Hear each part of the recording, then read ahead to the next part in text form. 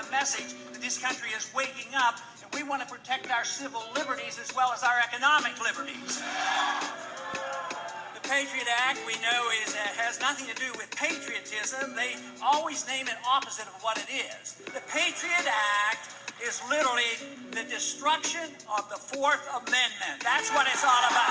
It's about finding the next dictator of Egypt. And I would say we need to do a lot less, a lot sooner, not only in Egypt, but around the world. I tell you, fiscal conservatives should look at this carefully. How much did we invest in that dictator over the past 30 years? $70 billion we invested in Egypt. And guess what?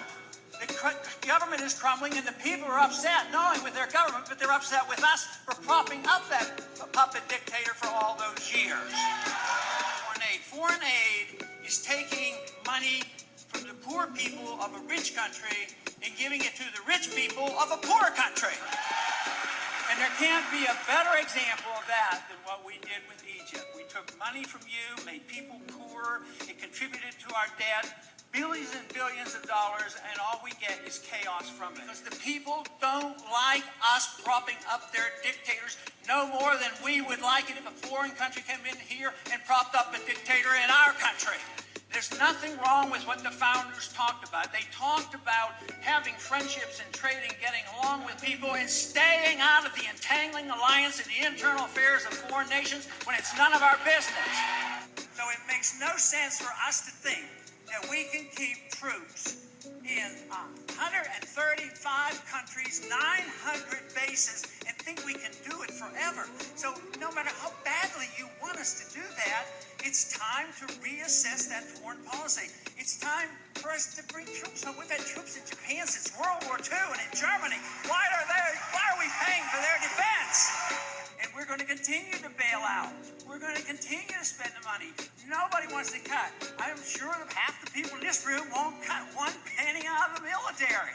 And the military is not equated to defense. Defense spending is one thing. Military spending is what Eisenhower called the military-industrial complex, and we have to go after that. When a crisis comes, guess what happens?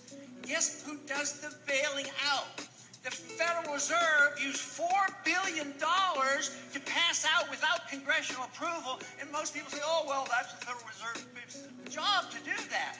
No, it is our job to check up and find what the Federal Reserve has done, audit them, and find out who their buddies are that they're taking care of. The Federal Reserve will end itself because they will destroy the dollar. Since the Fed came into existence since 1913, they've eliminated 98% of the value of the 1913 dollar, and it's continuing erosion for a long time.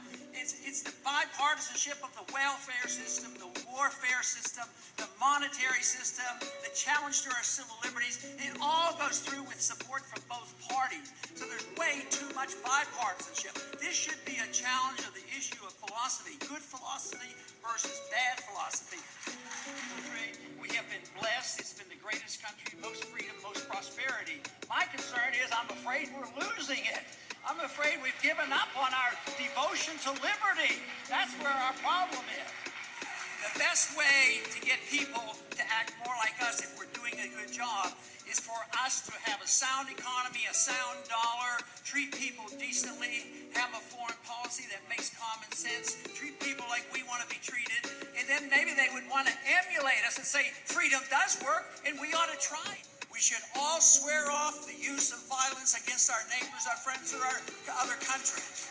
The purpose of all political activity, from my viewpoint, is to promote liberty. Liberty is the most important element. Government should never be able to do anything you can't do. If you can't steal from your neighbor, you can't send the government to your neighbor to steal for you. It means in our tradition, is the American tradition, what it means because the Constitution confirms and confers with what I'm saying. There is no authority in the Constitution to have a Federal Reserve system, no authority for the welfare state, and no authority for the police state. It's not there. Believe me, if you understand liberty and realize it's the only humanitarian system that existed ever on mankind, I tell you what, if you learn about it, study it, promote free market economics, and fight for this, I can guarantee it, you will sleep better at night, you will enjoy your life, and you will feel like you're doing something worthwhile. Defend liberty.